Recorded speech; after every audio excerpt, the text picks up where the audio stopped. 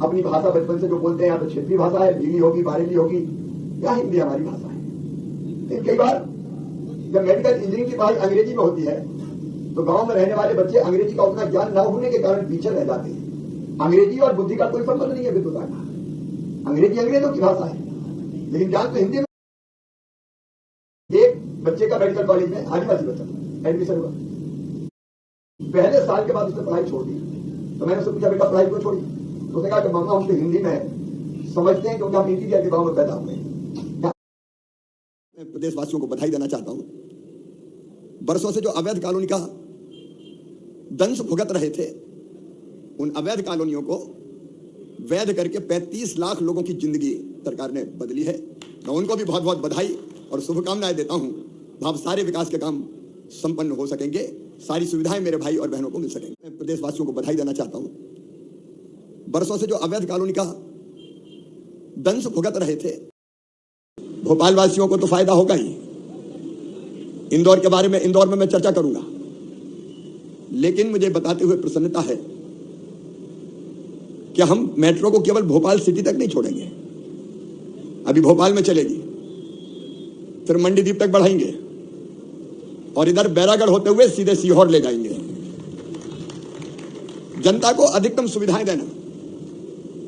Metro से आवागमन का समय बहुत बचेगा और आरामदायक सफर होगा। दोनों प्रोजेक्ट पर इंदौर भोपाल के मिलाकर लगभग 14,000 करोड़ रुपए की लागत आई है। हम तेजी से काम कर रहे हैं, आगे बढ़ रहे हैं। मध्य प्रदेश में विकास की गंगा बह रही है। अब हमारे दोनों शहर भोपाल और इंदौर अब मेट्रो रेल सिटी भी होंगे। भोपाल वासियों को तो फायदा होगा ही। आज मन प्रसन्नता और आनंद से भरा हुआ है। एक संकल्प पूरा हो रहा है, एक सपना साकार हो रहा है। सबसे पहले तो मैं मध्य प्रदेश वासियों को बधाई देना चाहता हूं। स्मार्ट सिटीज में भी मध्य प्रदेश नंबर 1 आया है, नंबर 1 पर आया है।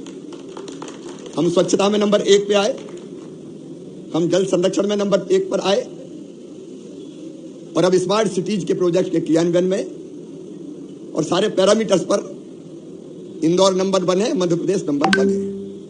मैं सभी शहरवासियों को हृदय से बधाई देना चाहता हूं। मध्य प्रदेश बदल रहा है, तेजी से आगे बढ़ रहा है।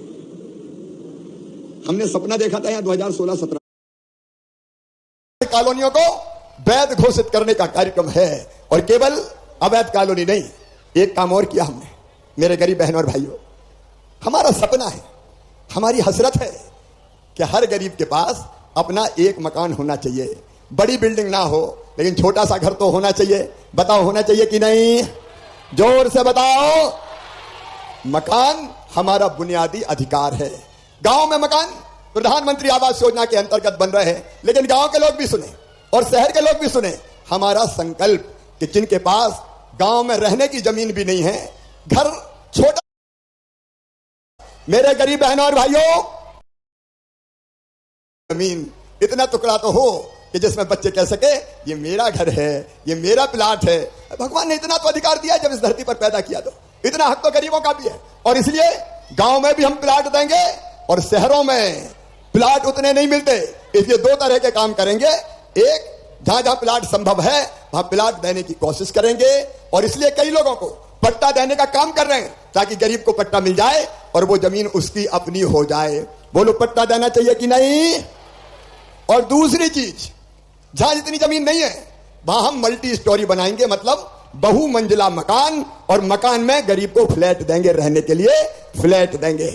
हर गरीब का छोटे मकान का सपना सच हो जाए तो हमारा सरकार बनाना सार्थक हो जाए। उसके शहरों में ही करेंगे। एक काम हमने किया पिछले दिनों, पूरे मध्य प्रदेश में कई जगह गुंडे, बदमाश, माफिया दादागिरी करते थे। दादागिरी, कई जमीनें कब्जा ली थी, सरकारी जमीनें हथिया ली थी और अपनी दादागिरी के दम पर उनका राज चलता था। हमने तय किया कि मध्य प्रदेश में किसी गुंडे की, बदमाश की और माफिया की दादागिरी नहीं चलने देंगे। और इसलिए बहनों और भाइयों, पूरे प्रदेश में जहां अवैध कब्जे थे हमने बुलडोजर चला के और वो सब कब्जे हटा दिए।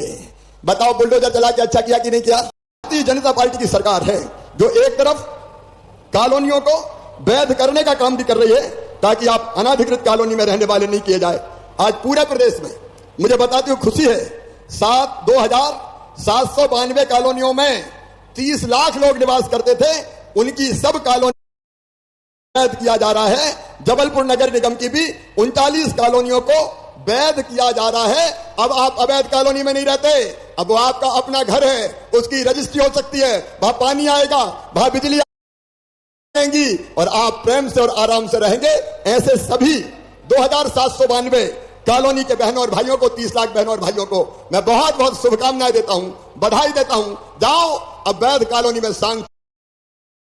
हृदय से धन्यवाद देना चाहता हूं उनके प्रयत्नों से।